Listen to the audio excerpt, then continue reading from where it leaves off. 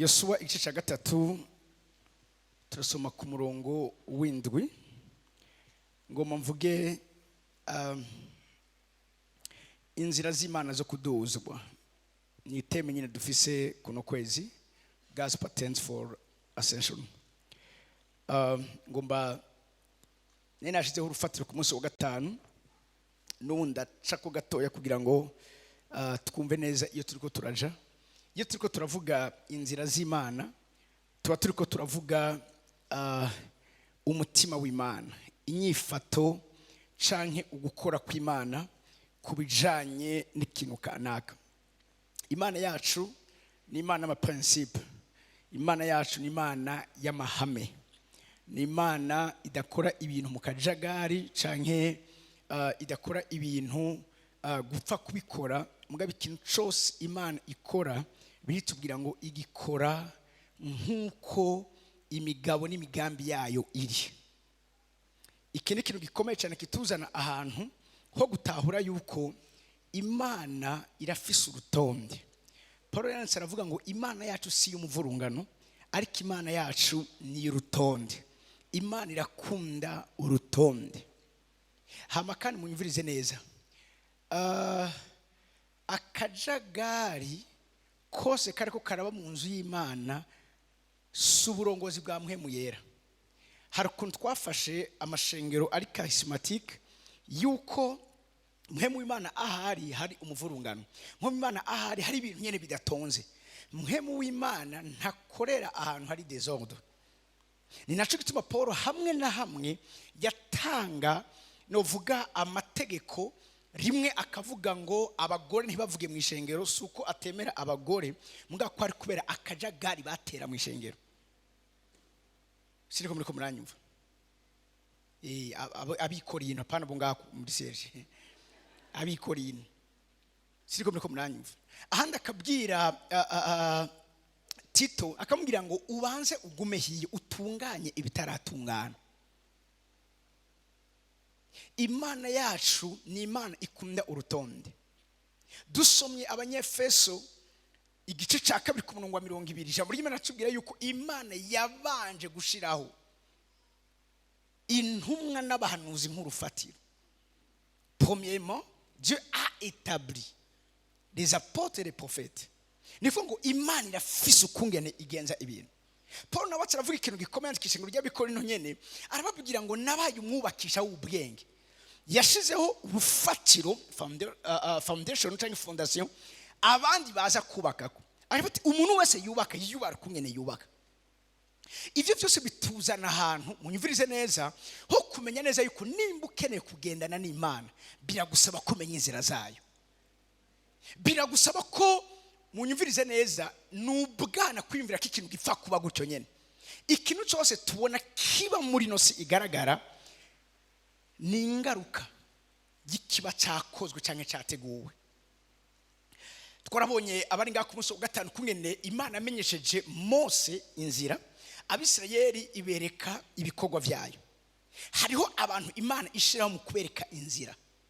Hari kungene Imana novuga ikora ibintu rimwe bwira Mose ngo wunyubakire ihema ry'ibonaniro raba kino kintu nkuko wavyeretswe, ntagire kimwe ukura ko cyangwa wongerako. Shaka ureproduise l'image, ureproduise igicapo wabonye. Uwambere atanguye kuzura mpemu yera mu isezerano rya kera ntungabo bitwa Bezaleli, birivuga ngo narobanuye Bezaleli kugira ngo ndamwuzuze mpemu n'ubwenge n'ubushobozi kugira ngo ashobore kugira ubwenge bwo kumenya kungene akora ikintu cyose, akanika ikintu cyose. Vyumvikana neza yuko Imana ishobora kuguhamagara hama ucuba umuntu atazi inzira yayo ngo witege kuzobona ivyo yavuga inabiri ko birambara mu biri biko birashika. Nico gituma uku kwezi n'ukwezi kw'abana bakuze b'Imana, aho Imana ituzana ahantu munyumvirize neza dusubira inyuma tukabanza gusubira kurondera kumenya Imana ikora gute, Imana yumvira gute, Imana igenza ibintu gute, Imana uburyo ikoramo ibintu bumeze gute. aho niho udashobora kwihenda. Kandi aba kino kintu iyo umaze kumenya inzira ikintu gicamo kugira ngo gishobore kuba ubugiriwe ubuntu n'amahirwe yo kuzosura kubona ico kintu kiriko kiraba kirasubira kuba mu buzima bw'iwawe. Akarorero narabivuze vendredi, ikinju uwayinyoye muri 2024 akayinywa no muri 2026 yumva yaguye ayindi nyene. Impamvu si kubera iyindi, iyo usomye hano barakubwira ivyo bakoresha, hamwe bofata bagakuramo kimwe ntizusubira kumva yagutwa ahora twumva. Siriko muri ko muranyumva. Kumenya inzira z'Imana raba kino kintu bikuzana mu kibanza aho ibitangaza n'utwumiza bicika ubuzima bwawe bwa misi yose ubamwo. Abamenye inzira z'Imana raba kino kintu, abamenye inzira z'Imana ntibatangazwa n'ivy'Imana iriko irakora, parce que imbere yuko Imana ibikora iba yabanje kubitegurana nabo. Siriko mureka mva muri cyo kibanza. Uwo twishanje tugakorana inama ukungena ikintu kigiye kugenda, abandi bakibonye bafite bijya bintu byabaye nibiki, mugabo twabikoranye turiko turavyumvira hamwe ntaza gukangwa kubera ko twarabiteguranye. Imana yifuza kuva mu igugu ry'abandi ukamera nka Mose, ikagwereka inzira zayo, his way to do things.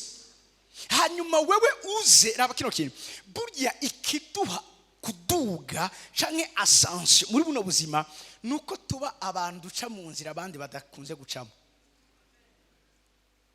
Siriko muri ko muranyumva. Nuko tumenye iby'abandi batazi. Ari none ko nabwira ejo akora ikintu atawundi muntu akunze gukora imisi yose haize 3 ans je crois nimba ntihenze.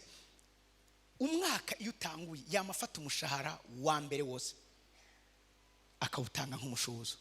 Nejo nariko ndamwakira atarambwira ngo kuva ntanguye kubikora nama navyigishije, wacarambwira ngo kera naratangura kubikora nama mu madécouvert sinakwiza ku kwezi, mugabo kuva iryo banga ndaryakiriye nkarikora, nta munsi kuva ntanguye kubikora ndigera mfata découvert nama nkwiza,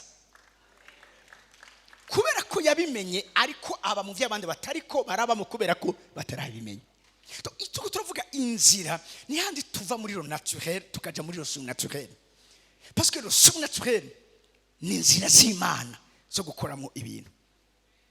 Gushika ngaha turi kumwe rero uyu munsi ngomba twegegwe imbere tuvuge intambuko Imana ikunze kwitiza. Ibi ndiko ndabivuga ni vyigwa mba narakoze imyaka,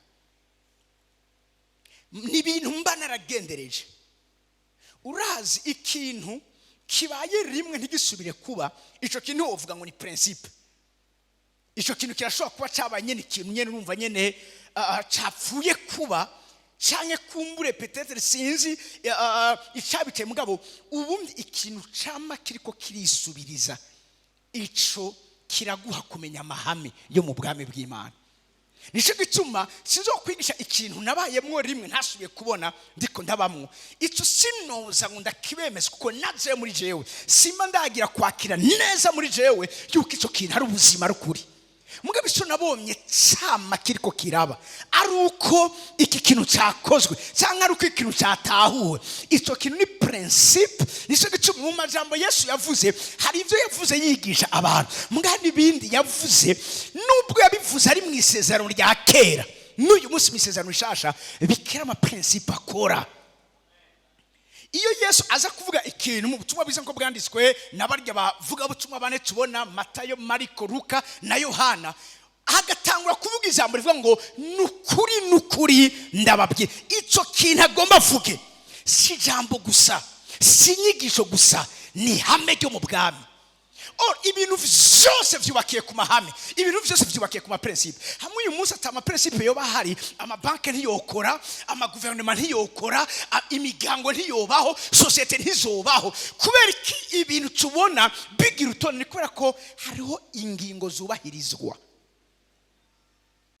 Gushika ngaha turi kumwe, ngoma ndababwire sindi kumwanza kunkundira, nashaka ndababwire bibiri, mugabo icambere kiraza gufata umwanya munini kuruta ibindi. Kandi rero ibi benshi hari gihe badashaka kuvyumva,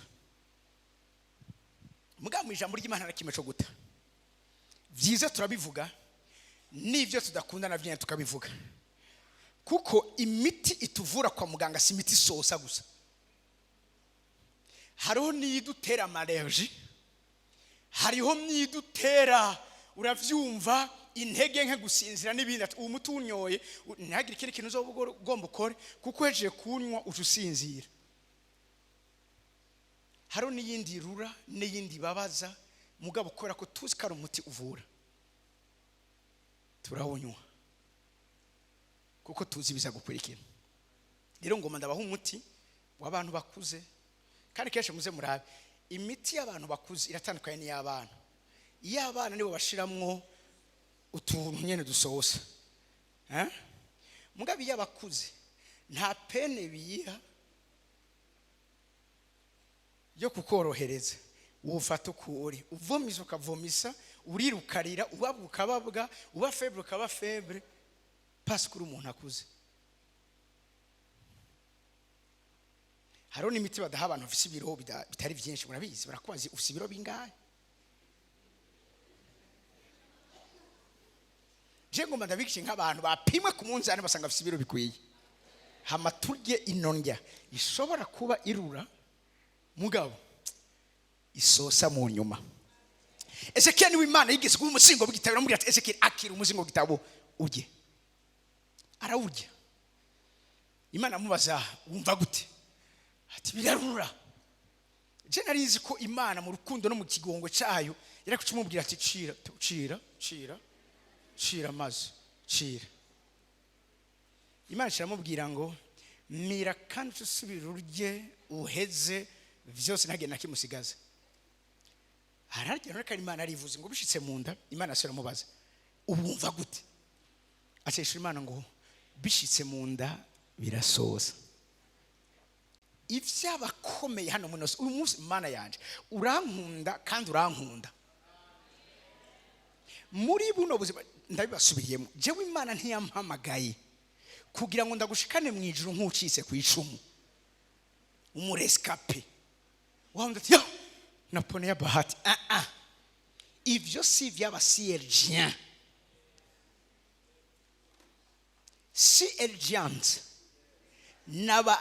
naba eho ni babandi umviriza imbere yuko bagera bien sûr nyene ufise akakaranga mutima kuko misi yose amareho impene n'intama je ndiko mvuga intama reka hari umuntu nubwo umubwira ikintu kimukiza umengo afise umuhamagaro wo kwanga ikintu cyose kiza kumutuma mererwa neza abantu muramaze ko babona ukamubwira ati nuko ndavyanze kandi navuze nibanga twama twihanishije kumfira batubwiye ko usigaje umwanya muto none ubikoze hari ico byo gutwara ngo ndakurahiye je nkafa ndabikoze akaha Yosuwa 3:7 maze uhoraho abira Yosuwa ati uyu munsi ngira ntangure kugukuza imbere y'Abisirayeli boss I'm going to cause you to ascend in the eyes of all Israelites. Today I began to make you a great leader in the eyes of all Israelites. Uyu munsi ngomba ntangure. Navuze kare muri Kristo y'Icongereza Mose aratandukanye na Yosuwa. Yosuwa n'umuntu yagize ibigeragezo bitandukanye n'ivyo Mose yagize. Mose yagize ikigeragezo cy'abantu basanzwe bafise umutima ukomantaye wo kugambarara Imana, wo kutumvira Imana, kuba abantu bafise izosi batagombwa izosi. Ico nico kigeragezo Mose yagize. Mugabo Yosuwa agize ikigeragezo ico Mose yari afise, mugabo hoyongera kikindi kigeragezo cyuko we yatowe muri bo. Kenshi muze murabe abantu batakubaha, abantu bemera batevye ivyo Imana iriko iragukoresha canke ico Imana yakugize n'abantu basanzwe bakuzi kuva kera. Nkubi yaba naje mvuye muri Ghana nkaca ntanguza ishengero nkavuga ingene Imana mpamagaye, sinibaze kabanya musanga mfise uyu munsi aribo no bafise gusa. Mugabo ubu abaza nabagondojwe. n'uyu munsi murabo niyo baje bakeneye ubufasha bw'iwanje birabagora ingene bamvugisha kubera ko kuba banzi kera nico bariko barabona ntibiranywana kuryo mwatangura kubwira ngo uraziga keve nta kibazo bintera mugabo ufite ndabona yuko ndi Yosuwa muri bo siko biriko muranyumva. Estime iragora umuntu akoze matanguro yawe makeye. Ikisho kibazo Yosuwa yagize. Yosuwa baramuza ariko arafyatura amatafari hamwe nawe. Yosuwa baramuza sonje hamwe nabo. Baramuza kenye hamwe nabo. Mugabo Imana iramutoye ikiriki Imana igiye gukora abantu muri kiro kibanza iramutoye imukuye mu bandi imugize a great leader. Abantu atoyaye Mose we kamem twaramwumvira nabukebuke kubera ko yeje ava ku kirimba. Mugabo wewe wo muri twonone, wewe wo mu kinogono, wewe wo mu gitaramuka, wewe wo kumusaga, hari ciza cova kumusaga.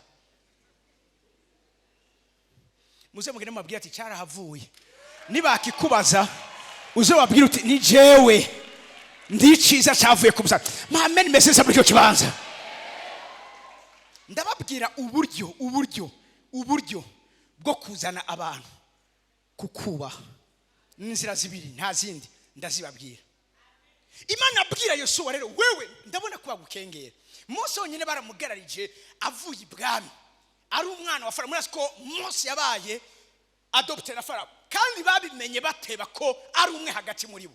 Kabimaro estime bari bamufitiye. Mugabo Yosuwa wowe uratubwira iki? Wowe twagogwanye wowe uratubwira iki? Wowe twasonzanye wowe uratubwira iki? Imana ati rero kugira ngo bikunde bigende neza ngomba ndakuduze. Parce que bari kuba gusuzugura kubera ko baracabona mukiri hamwe. Rero ngomba ndakuduze, ngomba ndagushyira mu kibanza bagiye kukuraba barangamiza. Apana ko bakuraba muresha cyanke baraba. Numva amen message muri kibanza.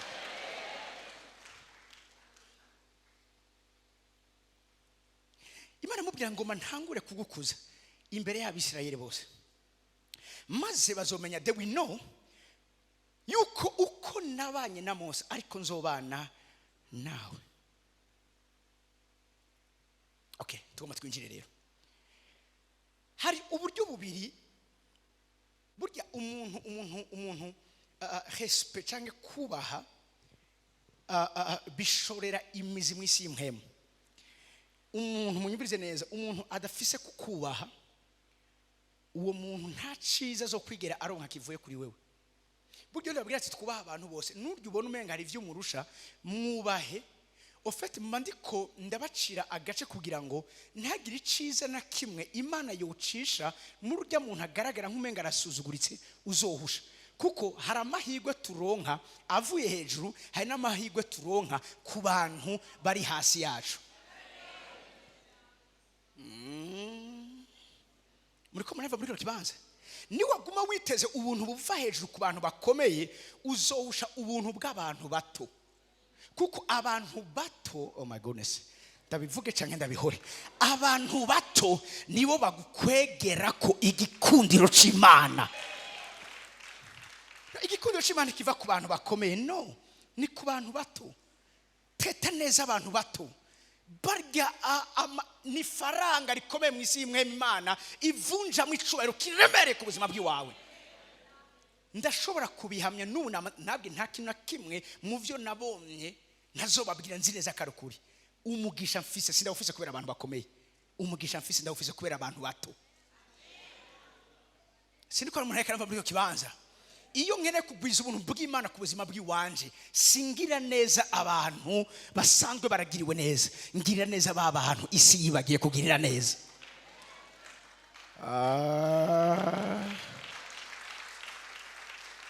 Siniko muri ko muranyumva icyo banga narimenye. Alors ngubu uburyo bubiri bwo kwimpoza respect. Uburyo bwa mbere ni kuri ba bantu badashaka kwemera ko Imana kugiriye neza.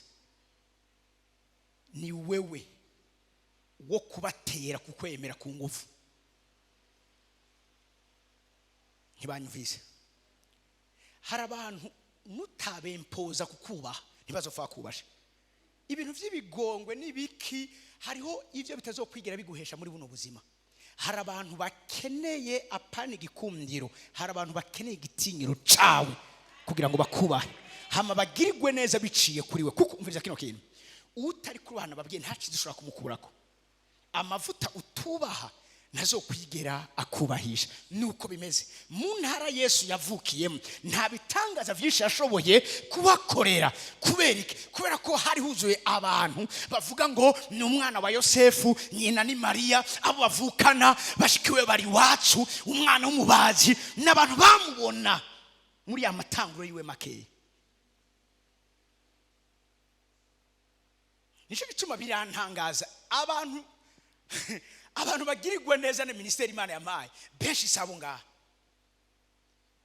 benshi n'abantu bari kure yo ngaha. Abandi bo ngaha mumuvume ngo muramfise uravyumva muzonyamana, siko bimeze. Ivyo navyo birabafrena kuba mwokwirukira imbere yaba ari kubara birukira imbere. Siniko muri ko muranyumva. Uwitwa Yefuta ni source d'inspiration yiwanje ku bantu tutaje tuva mu kibanza Mose yavuyemo, ariko twatowe mu kibanza Yosuwa yararimo. Yefuta ni inspiration yiwanje. Yefuta baramwanse, baramwirukana, mugabo ngo iyo yagiye agwiza inkomezi. Amakuru yiwe barayumva. Igihe bari basugerejwe baravuga ati reka tugene, nta kuntu tumushaka, mugabo turi oblige. Niwe wenyene, niwe the only way dushobora gusurviving muri bino bihe. Mbabwira ikintu kimwe. Mu vy'Imana yavuganye nanje, yarambwiye yuko muri kino kibanza, muri rishengero, Imana izotoranya abantu, Imana izohagurutsa abantu. Munyumvirize neza, abantu Imana izobashira mu kibanza aho ari bo baba rokuru ya nyuma ku bantu bakeneye ubutabazi. You see, raba kino kintu abantu batandukanye hano muri nose. Hari umuntu atagufashije urankunda kigufasha, uwatakigufashije hari undi asa kugifasha. Mugabo hari undi muntu aba mu kibanza, bose wabahejeje, bose wabagendiye bikanka, hari umwe uzosanga Imana yarateretse ahantu uwo kumutumbera no gutumbera irembo ry'Imana ico wabuzanso. Na riziko mfise babantu muri kino kibanza, the great expectation mfise, ivyizigiro mfise nuko muri kino kibanza Imana izohagurutsa abarongozi bakomeye bagiye kunyigangiza amatanguro y'ino. Nari babwiye mvuye muri retraite, Imana yambwiye ngo igiye kubatuma mumenyekana mu ijuru, mumenyekana n'ikuzimu. You gonna be famous in heaven and you gonna be famous in hell. Numva amen message muri kino kibanza. Muga biragusaba kutemera agasuzuguro kose. Yesu haraho yemeye, sinavuze ngo hari Imana ivuga ati na ego nije nabihisemo gusuzugurwa kandi bimire. Mugabo ntisho wisuzugura, reka bagusuzugure nabishase kugira ngo uzofasha bariko barasuzugurwa. Mugabo Yesu Pilato ageze kumaza ngo vyukuri uri umwami w'Abayuda, ahandi hose yari yemera asuzugurwa. Aramwitegereza aramubwira ngo kubwiyo mpamvu naravutse. Wokora ku bindi vyose, ariko sindakwemerera yuko ukora kuri personality yiwanje, yuko ukora ku matanguro yiwanje, yuko ukora ku rufatiro rw'iwanje. Urazi hari ibintu Yesu yavuze ngo mutinye, ntimugatinye umuntu yonona umubiri canke agico yonona ku mubiri, ariko mutinye uwonona umubiri ariko akabandanya agashikira ubugingo. Imana yaremeye ko Satani agerageza umubiri wa Yobu, mugabo ntiyamwemereye ko agerageza ubugingo bwa Yobu. Yavuze kora ku bindi bintu byose, but never touch his. Ntukore ku bugingo bwiwe. Hari ahantu ubwiza kuba umuntu, munyumvirize neza, afise ama principe. Umuntu ashobora kuza mugabo haratabwizwa kurenga. Abageze ahantu Satani akaronka inyanduruko yo kubarega n'abantu batamenye guca umurongo utukura.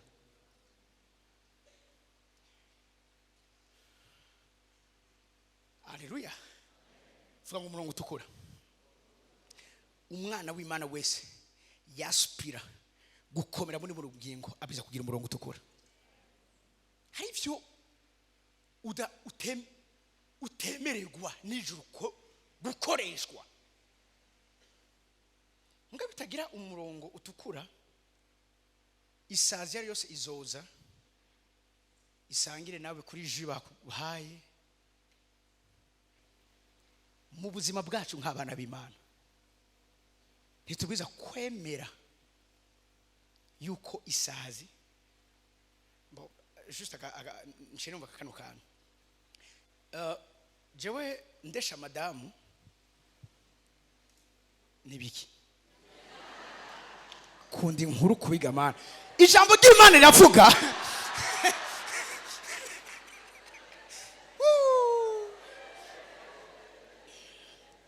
ariko ntaco urumva.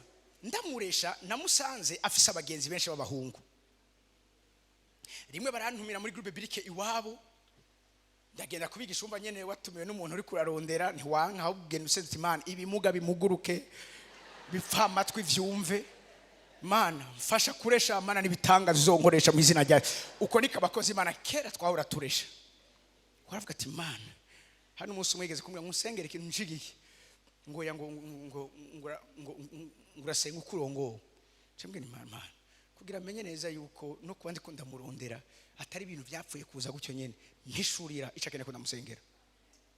Imana icirakimbwira ikimbwiye cyambwira nti ati bimeze gute vyabindi naragusenga mbe ngo wasengeye iki ngwabone yegwe gushinga naye ngo vyarageze neza. Ashambaza ngo wasengeye iki, nasengeye iki niki. Chambaza ngo wabikuye he? Ni Imana yarabimbwiye. Ngo none nta banga itubikira, ni kubera ko wewe uri uwo yanteguriye kugira ngo ze dushitse umugambi w'Imana. Nta nakimbwiza komisha. Okay, garuka gato rero. Ico gihe uravyumva yarafise abagenzi benshi b'abahungu. Ha murabizi ukunda umuntu urafuha. Urukundo biva ku Mana, ni Imana itwikundiriza, niko Yakobo avuga mu gufuha. Mugabo nkaraba urumva jewe niho tukimenyana. Sho kuza abantu babaye abagenzi kuva kera ngo cishoka ndabamubuze. Mugabo ndavuga none ibi navyo nibiki. Rimwe nja kumuraba ha telefone umugenzi wiwe ngo bakuranye biganye ari mu Bushinwa amasaha 3. Bo sindi ko yari amasaha, baravuganye umwanya munini. Ndicara ndaruha ndahaguruka ndagira ibiki. Yafumaza kubasaya n'umukobwa. Numva ndatunumiwe. None atangwe kugira revelation zisazi. Ndavuga none nkisazi. Rimwe tugaheza gusenga ataje kuranje kuraba ko atacoba yabaye juste mu mwanya muri abantu duhumize dusenga kandi nije nabandi hafi y'umuryango nzi yuko canshoka ngena nkasanga bantanzeyo.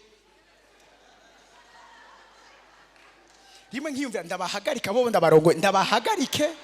Oya I'm kidding. Mugabo nyene uravyumva ahari ubutunzi bwawe birija muri mavuga aho ubutunzi bw'umuntu buri ni umutima we. Kacho sangi sazi zamaze gutonda aho hantu. Ndavuga none ndabigire gute? Kimwe ndamubajije ngumva ngo abakobwa ngo barandesevye ngo je ngo nkunda abagenzi abahungu ngo nibo ngo atansa ko ataki. Ariko nanje abona bunkunda no turabigenza gute? Umunsi umwe numva nongorewe iribanga muri jewe. Ati zo sazi ziguma ziza ku sosi wawe nyene ubane nazo. Fata amasengesho zirukane uhamagara umuriro. Ahari umuriro nta shaka tubabaza nibuci. Ibuci ntizano isazi ntizano hari umuriro. Uwo munsi fata autorite ntisazi yose yo mu Gihosha, yo mu Kinindo, yo mu Bushinwa. Bona kure umdakeneye ko avyutse mu gatondo nta vy'umuntu asanga yamwandika umwe ni jewe neza message wanje nije teza kuganza umunsi wose.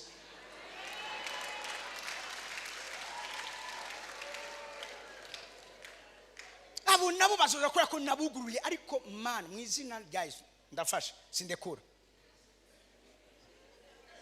Hamaniro tuva ngiye kumuraba ari jewe nyene tuganira.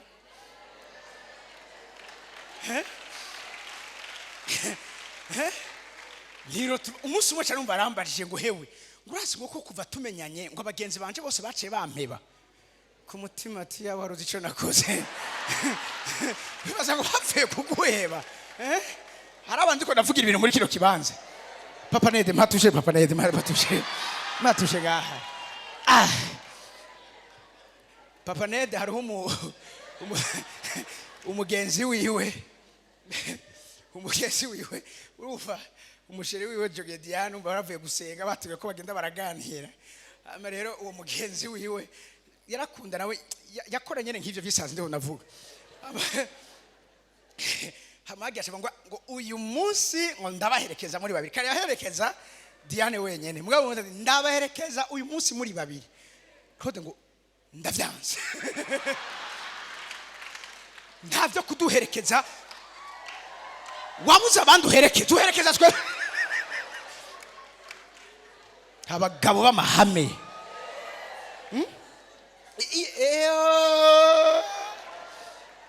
banyibukije kandi kahana bisi zo kumusaga barurira hamurumva ko kumusabana iziza abantu abuzuye hanyuma umuntu ngo umva Claude atangure Diane yicara undi aca yicara iruhande yiwe asaravuga ati rindira gato yahaguruka Diane genda hariya donc hatangure Diane kwidirisha haca asubira Claude hamuwundi nawe aze ntiyegere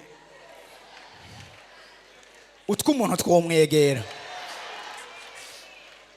Imana ishimo cyane reka tugaruke gatoya Yefuta bamaze kumuta biro tuva baramukeneye agarutse ego nivyo ntiyabababariye gusa araba kino kintu caki cy'umurongo waruje yarababwiye ati sawa ndaza kuza kugwana n'abansi banyu ariko ndakeneye yuko munyumvirize neza ndakeneye yuko musezeranira yuko naheza kubanesha nzocamba umukuru wanyu uko niko kwempoza respect no reka bakani karo kumama amama cabambira ameni meseza muri kibanza umumama yitwa Rahabu umumaraya Rahabu magato ya Yosuwa igice ca kabiri somera ku murongo gw'umunani nuko batararyama uwo mugore arurira aja habo bantu bari kunzu Rahabu yakiriye abatasi Yosuwa atumye abatasi baje gutata Yeriko hama bashitseyo baramenya ko ari abantu baje muri ico gihugu hama binjira kwa Rahabu aramenya amateka yabo aramenya ko vyukuri aba nimba baje aho hantu mu minsi giye kuza bagiye kwegukira aho hantu Rahabu arabahisha amaze kubahisha umwami barayimubwira araza abaza Rahabu ati abantu binje ngaha abagabo binje ngaho nyegere bari he ati vyukuri baje kare mugabo sinzi irengero ryabo mugabo yari yabahishije hehe ahantu kunzu hejuru biratubwira rero ngo batararyama uwo mugore Rahabu arurira aja aho abantu bari kunzu umviriza munsi arababarira ati nzi yuko uhoraho abahaye iki gihugu nzi yuko nta na kimwe baramubwira mugabo Rahabu afise kumenya Rahabu mwiviza neza n'umuntu amenyereye abagabo arazi abagabo b'imbwa arazi n'abagabo b'abagabo none ntiyahura na benshi abamaze kubabona arabona ko si babagabo b'imbwa bamurondera kumfurashuzi ariko avuga ati aba bantu bafise mission burya nimba abantu bazi neza kumenya neza abantu bitwa abantu bazova mu kintu n'abagore bafise discernement sinzi ngene Imana yabakoze ashaka kwitegereza umuntu akavuga ati sha nta kiriyo mugakaba n'undi akavuga ati uyu Imana yibizo Imana yiwanje akamuryamako mu nyuma ko nico bituma kenshi bakunze kuvuga ngo behind every man's success there is a woman hariho urumva sinzi mwari muzi ko na Mose ego turashimana ivyo yamukoresheje mugabo Mose yahawe umutahe na nyina abandi bavyaye abana b'abahungu baravuga ati nta kundi baca baje gutangura gukoresha amaserikeye mugabo nyina wa Mose akabonye birivuga ngo abona ingene uwo mwana ari mwiza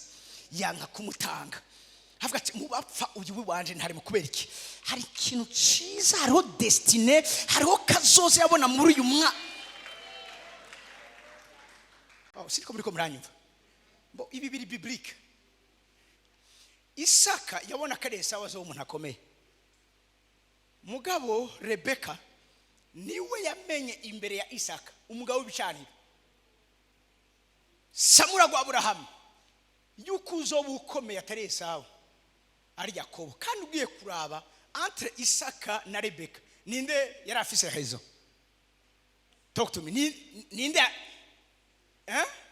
ninde abitoye? Ninde yamenye ivyo kuri?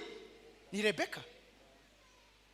Uwo Isaka yibaza ntituzi irengero ry'iwiwe. Nuba tubwira yuko abayakobo bazokwegukira Edomu. Edomu ninde? Ni Esawu. Donc Esawu n'uyu munsi aracari proie ya Yakobo. Mugabo ninde yabomye mu buzima bw'ababana? Ko yaragiye arasigutse Imana. Hari ibintu byumva bitameze neza. Imana tutse amahanga abiri, mukuru na butoyi. Imana yamwe ati kandi butoyi yarafise ibanga. Butoyi azoganza bukuru. Cyo gituma Rebeka higeze yemera ko Yakobo aja guhiga. Yamusunikira kuba mu mahema. Tiwe mwana ugukomera kwawe ntikuri mu ishamba. Ugukomera kwawe kuri mu bwiza bw'Imana. Ni harya kuma harya. Siko muri komuranyumva. Haleluya. Haleluya. Rahaba aramenya abantu baranze. Ndabisiki Imana bahaye kino gihugu. N'amateka yandi nimba abantu buge bafise ubwenge bw'ibitangaza n'abadamu. Nukuri. Mwikomera amaji none. Mugabo iyo atabaye umunyabwenge akabigipfu. Abona ababwiye ntibaje. Mugabo ababaye igipfu. Ababaye ibipfu.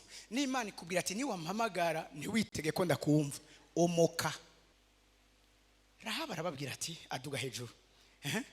Ati nzi yuko Uhoraho abahaye iki gihugu kandi mwaduciye ivutu mbere abari mu gihugu bose bahiye coba ku bwanyu. Umviriza disi. Kuko twumvise ingene Uhoraho yakamije ikiyaga gitukura imbere yanyu igihe mwava kandi twumvise ivyo mwagiriye abami bombi b'Abamori hakurya ya Yorodani Sihoni na Ogi abo mwagesheje gose. Rahaba arafise amakuru. Tuvyumvise imitima yacu yaciye ituvamo. Nta muntu numwe yaragisigaranye umutima munda ku bwanyu. Kuko ura Imana yanyu ari we Imana iri hejuru mwijuru no hasi kwisi. Duze. Nuko rero ndabinginze ikidagikunda ni mundahire. Mundahire Uhoraho yuko muzogirira neza abinzu ya data nkuko nanje ndabagiriye neza mume ikimenyamenya cukuri. Ufete Rahabu ari karempoza ubundi nta mumara yayoba umuntu waza avuze mu maraya baba mwambuye icubahiro.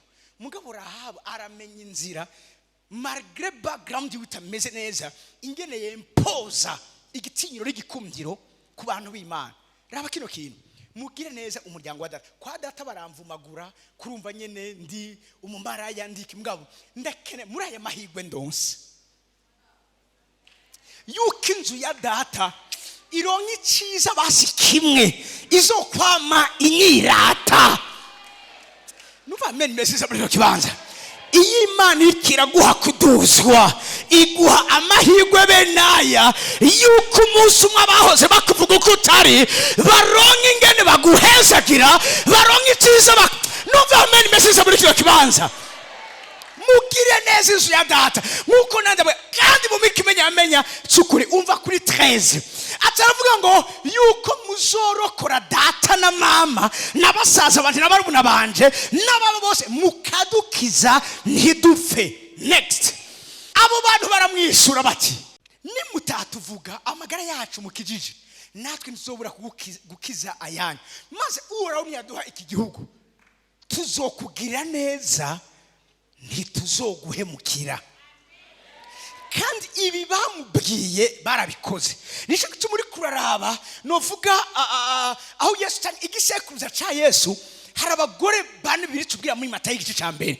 Izina rya Rahabu ririmo. Rahabu yahavuye aba umugore w'umuhungu canke w'umugabo wo mu gihugu cy'isezerano. Rahabu yavuye aba ariye grand-mère wa Yesu. Wa wundi atamahirwe afise mu buzima yuko umunsi umwe ari ikintu kizima coba kuri we Imana imuhaye amahirwe yo kwempoza ngenda kivuze mbwira umuntu ati option yonyene ufise kugira ngo uzobeho neza muri buno buzima no gukomera mumbarire kandi ubishoboye ubyandika ahantu. Haleluya. Iyo ni loi universelle. Nta numwe zo kwigira yirata umunyantege nke.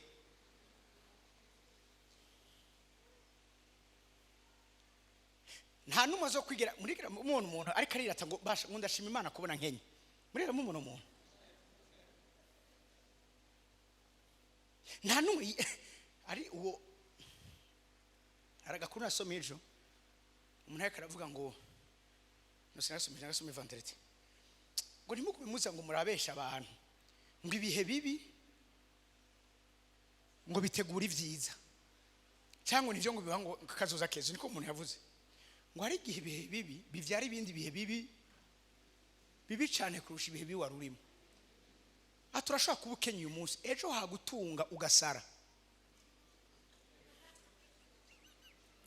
Tari ibintu nk'umuntu avyiyumviriye gute bino bihe bishobora kuba ari bibejo bikabibi cyane. Waruzike ejo bigiye gucamo ejo ukagira ikindi kibazo kindi ahubwo nyabuna kiruta meme n'icambere wari wagize d'après uwo muntu. Mugabo je kuvyonze nta numwe Imana icisha mu ruganda rw'ibigeragezo rw'ibihe bikomeye rw'ibihe by'amarushwa ngo uwo muntu yimutegurire ivyiza ku buzima bwiwe. Ntawe nzi uwo muntu gusa urabona ninza habo umwanya wanjanye nansi konza kubivuga ingene Yobu abivuga mwana hireka ndahace gatoya reka ndahace gatoya gera mu gitabo ca Yobu n'uzi sinzi ko nzogaruka kubivuga ashakora aya mahigwe no pana Yobu imigani 17 ku murongo wa 3 imigani 17 murongo wa 3 turavuga ngo inkono yo mu ruganda iteka ifeza. Inkono yo mu ruganda iteka ifeza n'umuriro uvugutira izahabu. Umuriro nawe ukavugutira iki ariko ugerageza imitima n'uhoraho. Ugerageza imitima ninde ntuhoraho. Muco zavuga ngo fire test the purity of silver and gold but the Lord test the heart. Kugira ngo inzahabu ishobore kuramugo ishobore gusoka ari inzahabu bayipimisha umuriro. Hanyuma iyo bayipimishije umuriro igashobora gukomera muri uwo muriro ivayo igugwa kandi igugwa mesh. Mugabo iyo ibaye inyantege nke ihera mu muriro. Nico gituma mu minsi arigaye nigeze kugenda ngira umuntu impimira ino zahabu nzaba bari bampaye bashaka ati mugabo tumanza kuvugana atariyo igaherayo ntacubaza ni riske. Mugabo ariyo iraza gusohoka. Imana ntigiye kuduza abantu idashobora gupima mu muriro imenye neza yuko basigarayo canke bavayo, kuko hamwe wowe uri umuntu azosigarayo uzoyikoza isoni. Imana ikeneye yuko tuyikoza isoni. Imana ikeneye abantu ishingiye naye kavuga ngo uyu n'abandi bose bomva ko uyu azoguma anyizeye bikanya bishuha imvura igwa numva amen meze neza unazoca yihuta kutangura kwidodoma. Hari abantu akantu gusa gatoya baca batangura gukompreza poem Imana nari ndabizi kaho umworo yanikiye gutuma nari ndabizi ko nubundi nanapfuye kugira ibishobisho ndizera ko wongira nari ndabizi. Umuntu agatangura gutyo ngari nundi ahaca hose aguma afite ijambo Mana ndacakwizeye nkambere nakanyuma ndacakwizeye nkambere. Imana ikeneye umuntu ameze nka wa mugore w'umupfakazi Eliya ya Jako. Ijambo ry'Imana imbwira ngo arambwira terega ntacu dufise. Imana ikurunze ngo bajida guto ntacu mfise ati sigaranya agafu gato n'utuvuta duke ngomba ncumbe turye n'umwana wanje adufu. Ngaramubwira ati ako nyene ufise kazani kancumbire ndakarye.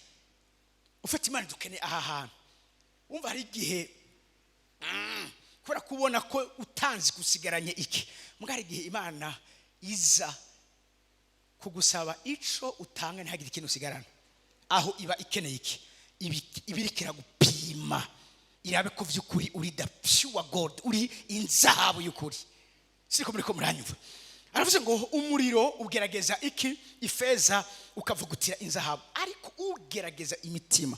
Donc mwene majambo hariho n'Imana ifise umuriro ugerageza imitima. Rero umuriro ugerageza imitima muhivurize neza ni intambuko ya mbere y'inzira zo kuduzwa n'Imana. Nico nita preparation canke gutegurwa. Vuga ngo gutegurwa. Nta muntu n'umwe Imana izo kugira yizera ngo ikorane nawe itabanje kumutegura. Iyo Imana iketegura ndabivuga mu buryo bunyaruka kugira ngo ntware umwanya neza, ariko umwanya wamaze kugira Petero wa mbere igice cya mbere usome here ku murongo wa 3. Baravuga ngo Imana y'umwami wacu Yesu Kristo ari yose iragahezagirwa yatuvyaye ubwa kabiri nk'uko imbabazi zayo nyinshi ziri, kugira ngo tugire ivyizigiro bizima. Kugira ngo tugire ivyizigiro bizima, ituvyaza kuzuka mu bapfuye kwa Yesu Kristo, ngo tuze twegukire umwandu utazobora, tanduye udakabirana, mwabikiwe mu ijuru. Umanutse gato kandi sura gato yakurinze arakanuka mwenshaka.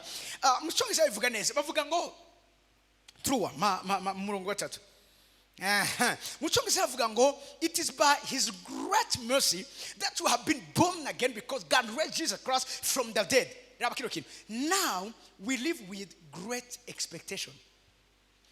Mukirundi bavuze ngo tubayeho tugire ivyizigiro bizima. Ngo tugire ivyizigiro bizima. Mucyongereza bavuga ngo ubu tubeshejweho no kwitega no kubaho twiteze with a great expectation. Imana icishaka nuko biriva ngo twakire mu buryo bwira ico twiteze, kandi ivyo Imana ikora vyose kuko ari Imana y'urutonde, ari Imana y'amahame, ico ikora cyose igikora ikintu igamije, hari ikintu yifuza kubona. Rero iki kintu kibwiza kugumana natwe. Suko munyumvirize neza, suko turiko turategurwa mu buryo bukomeye, suko turiko turategurwa mu buryo butubabaza, suko turiko turategurwa mu buryo novuga butatworohereza, bisobanuye yuko Imana atavyiza idufitiye oya, ahubwo nyabuna iyo turiko turategurwa n'icizere Imana ibiki atugirira, suko tubaho twiteze kuzobona ivyo twizigiye umunsi umwe. Numva meri meseze mu kibanza. Gene ku murongo 5 twihute gatoya. Mwebwe abazigamwa n'ubushobozi bw'Imana kubwo muzigamigwa agakiza kateguwe kuzohishurwa mu gihe cy'iherezo.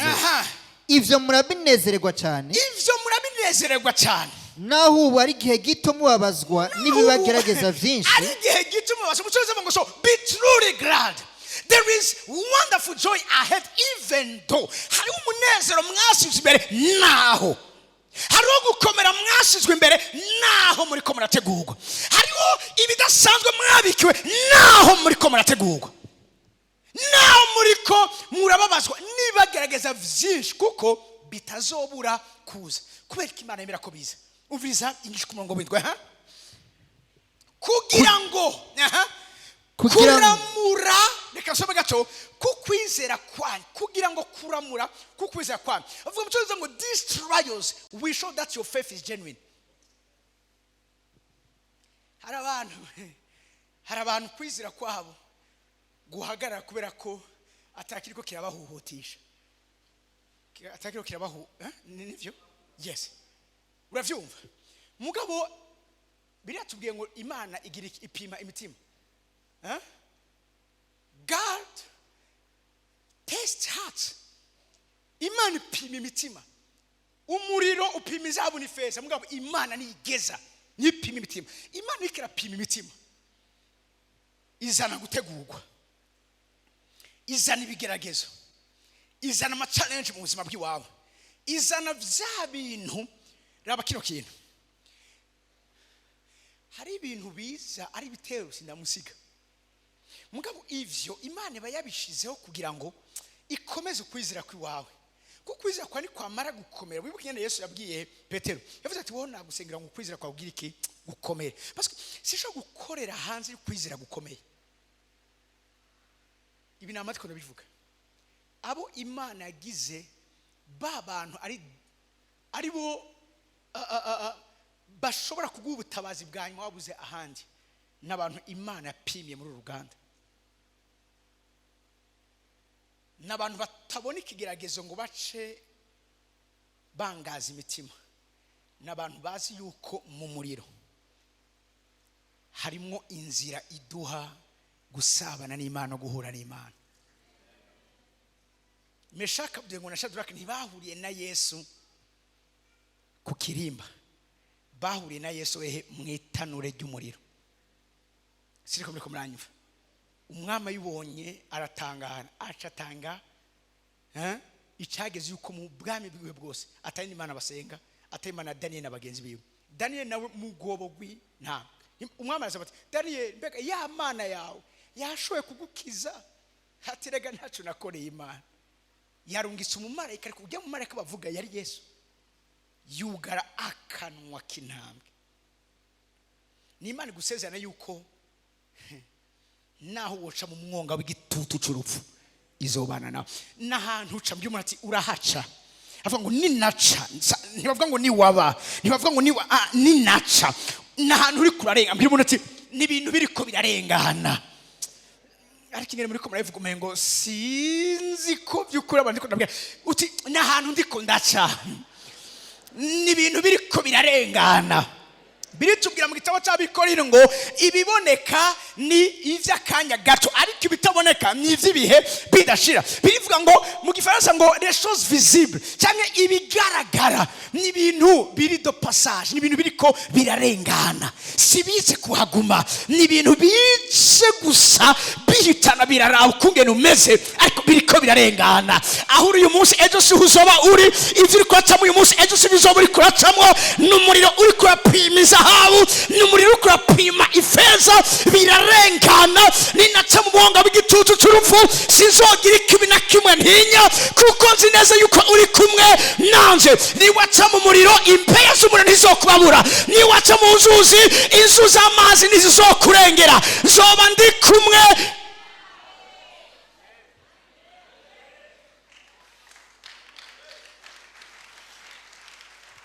Imana ikeneye imbere yo kukuduza. Raba kino kintu, nta giti na kimwe kiduga ngo kigere kure hejuru kidafise imizi igera kure hasi. Igiti cyo ushobora kubona kidakura kidashika kure, uzoce wibwira ko n'imizi yacu ntigera kure hasi. Iyo baza kubaka ama building akomeye, ama gratte-ciel, icyo bakora bagira ikibimba, bashobora kwimba ikinogo cy'ama metero 50. Siriko muri ko muranyumva? Kubera iki? Ikizoshobora gufata ico cubahiro abantu bazo bariko barabona, n'uburyo wateguwe mwibanga imbere y'igihe. Abantu bariko bamva muri kibanza, mwe mwicaye hejuru kubera ko aho muri hari fondation imanuka cyane kuruta jewe aho ndi ngaha. Iyi Imana ikiradutegura ni nk'umuntu ari karirimba fondation igera kure, kubera ko uko umuntu yitegura kuduga hejuru cyane niko amanuka cyane. Niko Imana imanza kuguponda, niko Imana imanza kugukora. Birivuga ngo na Yesu yigishije mu vyo yababajwe, nuko Imana ibanza uravyumva. Muzi gituma nkunda uburobe, ndabukunda ko ninjya iryohera umuntu kubera imibabaro iba yaciyemo. Baratinze baranabwita ngo ndinda mahiri, ni kuvuga ngo nta kundi ukeneye kuba uburobe utegerezwa kurinda ukemera bakaguhondagura. Hama inyuma yo kubuhondagura bugasohoka bwera, je singa mbona uburobe bwirabura, iguma ari injya yera. To Imana igomba kumviriza malgré ivyo ucamwo.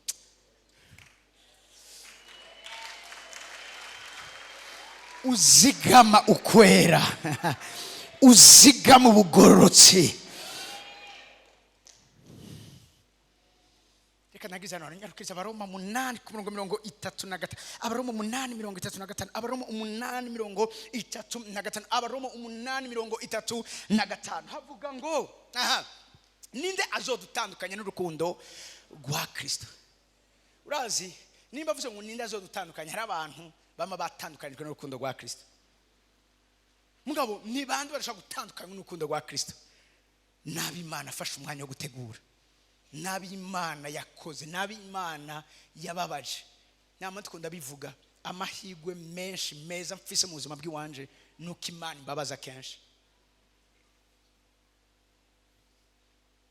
Hari gihe nawe mbona nyene ko nibibazo jewe mfise, mugabo namenye ngo bwa bundi ni inzira y'Imana yo kuduzwa kw'iwanje. Nta kintu kimwe kinza ko corosha. Vyose ni intambara, vyose ni yacu, vyose ni inzara, vyose ni uravyumva. Mugabo ivyo nivyo bimpa gushobora guhagarara imbere yanyu nkababwira ngo ndabitegereza uko muri. Bamwe ndazi kungene mwaje mumeze n'abandi kungene mumeze, mugabo ndashobora guhamya, ndashobora kwemeza neza ko mu minsi igiye kuza mutazoba mu ruko muri uyu munsi. Ivyo nivyo bimpa kuvuga nakekeranya ko muri kino kibanza Imana izoduhagurukiriza abantu ari bazo bafite ijambo rya nyuma ku ma situation y'ubuzima bw'abantu. Igituma ivyo ndabivuga si kubera ikindi, ni kubera ko nzi neza yuko uyu muriro ntutwice uradukomeza. Skino totipa to renfort ntuje kugira ngo twice, ariko uje kugira ngo ugire iki udukomeze. Numva amen imeze neza, numva amen imeze neza. Iki nakindi kibintera kubivuga n'uburyo Imana integura, kandi ishuri ry'Imana nirihera. A chaque fois hari ascension, hariho mission de préparation mitangura. Reka mvuge kino kintu, ascension mission ni formule, ni gihe préparation ihuye na opportunity. Kuduzwa kwacu nugutegurwa kwacu kuzoyambirana, kuzogumbirana n'amahigwe Imana izoduha mu buzima bwacu. Haro benshi kubera ko batateguwe ntibazi koma bashobora gusezera mu opportunity ari imbere yabo. Bameze nka cya gisumwa cyari kibambanywe na Yesu. Cyavuga ngo nimbura umwana w'Imana ngo niwikize natwe dukize. Mwabikirikira mubwira ati hora wagijujuwe, twebwe turi ngakwera ibyaha twakoze, ariko nta cyaha yakoze. Haramubwira ati mwana w'Imana ni washika mu bwami bwawe uranyibuka. Yesu arahindukira amubwira ngo uyu munsi nyene wewe turaza kubana muri paradizo. Navuze ngo turabana mwese, wewe ushoboye kumenya neza ya mahigwe ugiriwe kubiri ruhande yiwanje, turaza kubana muri paradizo. Numva amen imeze neza. Abantu bateguwe barazi kungene badahusha ama opportunity Imana ibibahaye. Numva amen imeze neza muri kibanza. Abantu bateguwe n'Imana n'abantu misosi bama bariko barasama amahigwe Imana iba irikiraterera mu buzima bwawe. Rimusha ko umenga rikatakaza umwanya, mugabo wasura kubona umenga ico kinubwo ari gito indani kibitse imbuto y'ugukomera, imbuto yo kugera kure, imbuto yo kuba ubudasa. Numva amen message muri cyo kibanza. Mu bantu nubaha mu buzima bwanjye ko ndababwira n'abantu banyizeye ntari umuntu wo kwizego. Hari abantu muri kino kibanza bahevye amagara yabo n'ubuzima bwabo kugira ngo bakurikire iyereko Imana yampaye. Hari abadutaye mu nzira baragenda kubera ko kumuri babiri havi nta shusho babona nzima izoshobora kuva ahantu. Mugabo rabo uyu munsi aho basuzuguye n'Imana irikira hagurutsa abasavi n'abasavikazi bayo. N'Imana iriko iriheshereza ishubahiro, n'Imana irikira girira neza abantu, n'Imana ikirahindura ubuzima bw'abantu. Nigiki nto kwizera k'Imana toshobora kunkorera, nigiki nto kwizera k'Imana toshobora kugukorera.